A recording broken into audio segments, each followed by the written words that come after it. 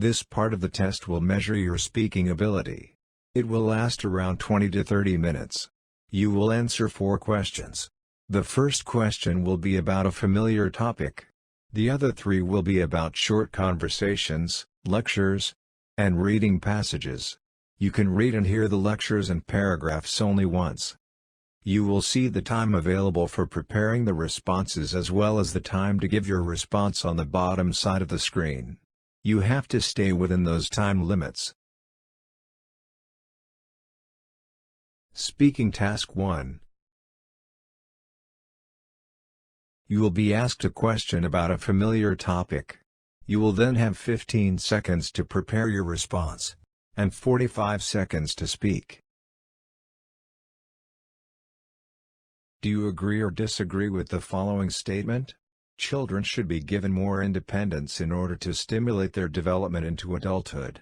Include specific examples and details in your response. Prepare your response after the beep.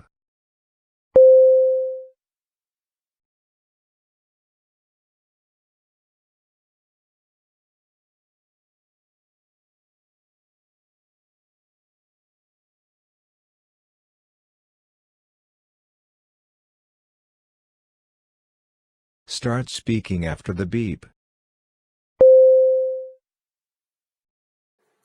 I think it is clear that giving kids independence is really important for their development in order for them to develop into a strong adult. For example, I could talk about my neighbor's kid. He was given a lot of independence and a lot of freedom since he was 2 years old, since he was able to walk. And now he speaks much better than other kids, and he acts independently and he's more confident. Whereas I had a high school classmate who was kept basically inside of his family. He wasn't allowed to speak with others when he was young, and he is now socially awkward. He cannot speak good, and he's not confident at all. So you should give kids independence. Speaking Task 2. You will read a short paragraph and then listen to a conversation between 2 people. You will have 50 seconds to read the paragraph. After, you will get a question about what you read and heard. You will have 30 seconds to prepare your response and then 60 seconds to give it.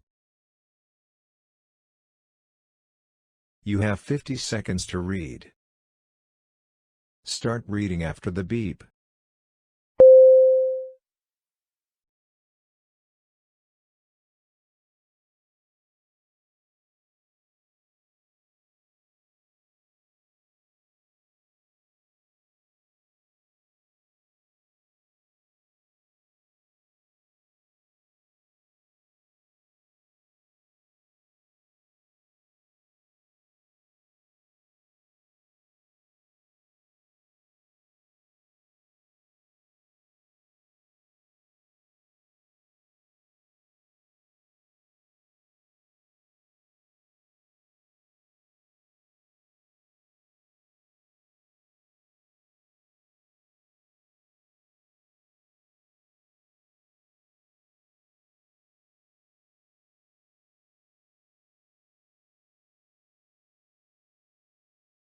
Now listen to the conversation between 2 people.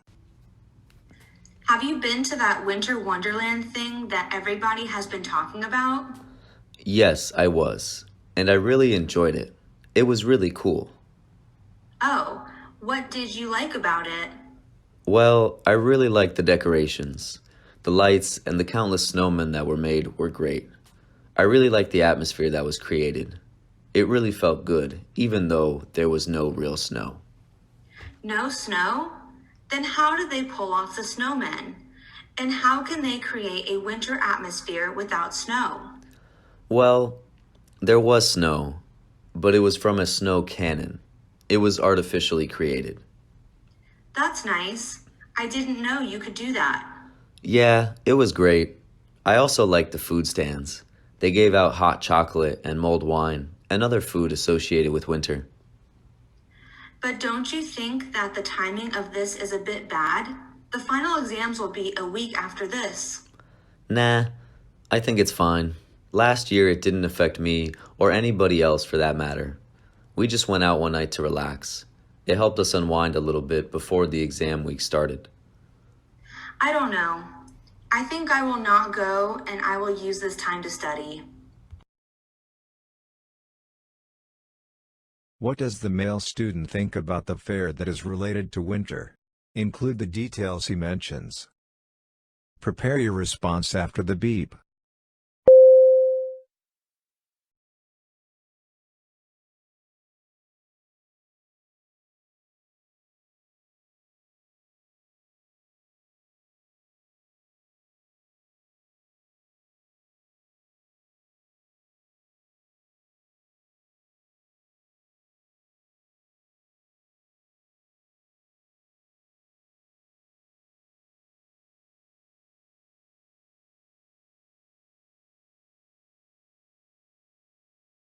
Start speaking after the beep. He said that the atmosphere was good, that he loved the snowmen that were there, even though they were not made from real snow, but they were made from snow cannons. He also said that the food was good, that they gave food associated to winter, like mulled wine and hot chocolate. And when the female students said that maybe this was not that the for the Winter Wonderland, the timing wasn't good because it was right before the final exams. He responded that he wasn't affected by it, that basically the Winter Wonderland allowed them time to relax or unwind, and that he doesn't know anybody else who was affected by the timing. Basically, that everybody was okay with going out and relaxing a little bit right before the exam week started. So everybody was okay with the timing.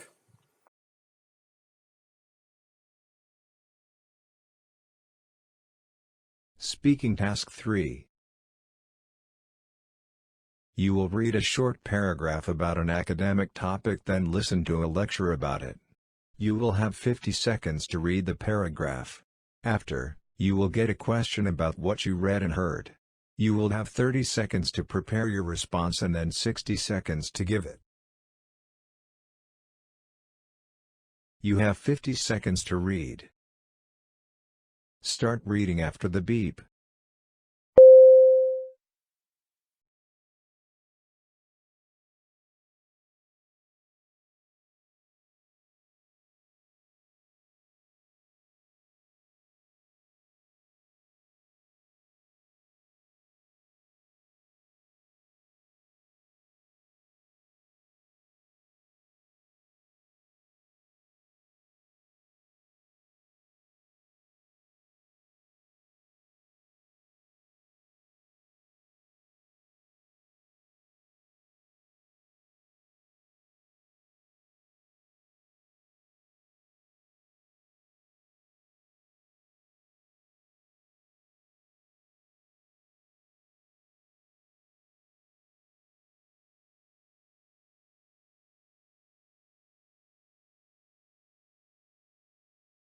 Now listen to the lecture. Entrepreneurship is becoming a crucial factor in the development and well-being of societies. Most entrepreneurs are motivated by the potential to earn a profit, but the social entrepreneur is also motivated by trying to help his fellow man. Even though the main goal of a social entrepreneur might not be to earn money, but rather to implement widespread improvements in society. He or she must still be financially savvy enough in order to succeed in his or her cause. We have an example of microfinancing in Africa. The farmers of Africa don't have easy access to money. $50 could mean a lot for a farmer and his ability to be productive. So online banks were established that allow farmers access to funds in order to prosper. This has made a huge difference in the lives of people. They were able to get more land, buy more seeds, and get higher yielding crops as a result. They were able to pay back the loan and to make a profit, thus supporting this system. Another example is what Elon Musk is doing with the Starlink. He is trying to provide internet to the entire world by using low-orbit satellites. This would allow people in the developing world to have access and to be connected to all of us. We can remember what the internet did for the Western society. Imagine what it will do for others. It might even allow those who are less fortunate to leap over some developmental stages and allow for the evening of the imbalance between the rich and the poor part of the world. Describe the concept of social entrepreneurship. Use points and examples from the lecture.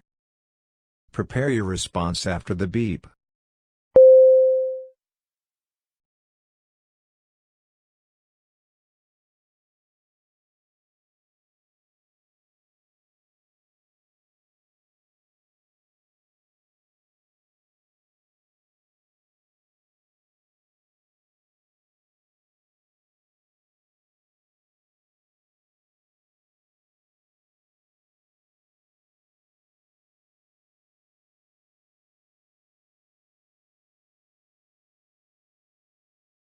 Start speaking after the beep. Social entrepreneurship is where you don't only try to get profit, but it could be even more important to achieve some goal which is good for the society at large. For example, they talked about microfinancing in Africa, where the farmers can get some money that can help them. Sometimes $50 can make the difference. And because this helped them to be more productive, they would pay back the loan, and then the system could function. It helped those farmers that got the loan, and and this system will continue helping others. There was also another example of Starlink that was founded by Elon Musk, and it would help give internet to the entire world, and basically it would allow the developing world to progress faster. So the Starlink is also an entrepreneurial project which helps the society. You will listen to a lecture about an academic topic. After, you will get a question about what you heard. You will have 20 seconds to prepare your response and then 60 seconds to give it. Now listen to the lecture. Postmodern architecture was developed in the USA in the 1960s. It was a response to the lack of detail and formality of the modern architecture which came before it. The architects of this era found their predecessors to be rigid in their work, so they tried to express themselves with as much freedom as possible. They tried to abandon the fixed norms of the past, and they experimented with many wild ideas. This produced stunning buildings, which we can truly call works of art. An important characteristic of this movement in architecture is the complexity and contradiction of the elements that were used. The modern architecture simply followed the doctrine that less is more, and the function will follow the shape. In response to this, the postmodern architecture had ornate elements and shapes that didn't belong to the functionality of said buildings. They wanted to make a building as impressive as possible, so adding a lot of elements to it did the trick. Fragmentation was also used a great deal. They would separate a building into distinctive parts, sometimes making them out of different material. We could often see something that looked like three buildings that were fused together instead of a separate single unit. Seeing asymmetric forms in a building is a sure way of recognizing it as one that belongs to postmodernism. They would mix curved lines with straight ones. You would get a sense of craziness from some of these buildings, as though you are looking at a Dali's painting. Another thing that gave the buildings from this era a distinctive look was the color. The architects wanted to give buildings distinctive personalities, so the abundant use of different colors was present. They would paint in dark colors, the buildings whose function they found dark and unenlightened, and they would use jovial colors for buildings that housed vibrant activities. What are the characteristics of the postmodern architecture? Include points and examples from the lecture. Prepare your response after the beep.